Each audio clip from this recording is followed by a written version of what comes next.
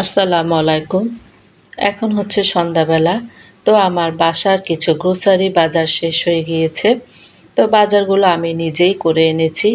তা এখন সবকিছু গুছিয়ে রাখছি। তা আসলে নিজে বাজার করলে কি লাগবে না লাগবে আসলে নিজেরটা নিজে সুন্দরভাবে কেনাকাটা করা যায়।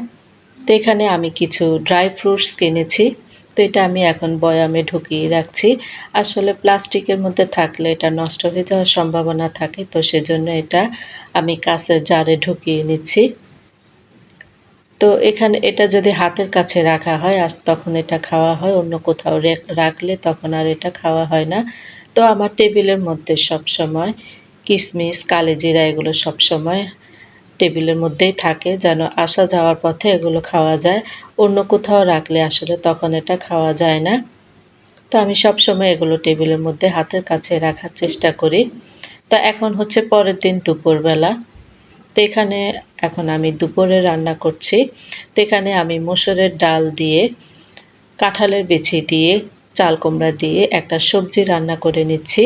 তো এখানে আমি কিছু বাঘার দেওয়ার আগে এখানে আমি জিরের গুঁড়ো দিয়েছি। তারপরে পেঁয়াজটাকে বাদামি করে তারপর বাঘার দিয়ে দিয়েছি।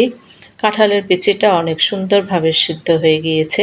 কাঁঠালের বিচিগুলো আমি আগে পরিষ্কার করে নরমাল ফ্রিজে রেখে দিয়েছিলাম।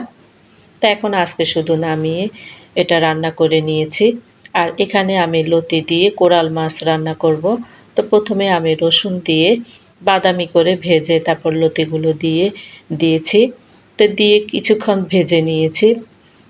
ভেজে নেওয়ার পর যা হলুদ মরিচ যা কিছু দেওয়ার সব কিছু দিয়ে আরও কিছুক্ষণ ভেজে নিয়ে তারপর আবার রসুন দিয়েছি। আসলে লতির মধ্যেও রসুনের পরিমাণটা একটু বেশিই দিতে হয়।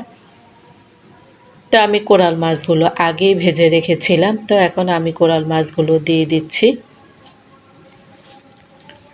তো এরপর আমি যা কিছু দেওয়ার কাঁচা পেঁয়াজ সব কিছু দিয়ে দিয়েছি, লবণ সব কিছু দিয়ে দিয়েছি। তো এখন এখানে আমি কিছু রসুন পেস্ট করে নিচ্ছি।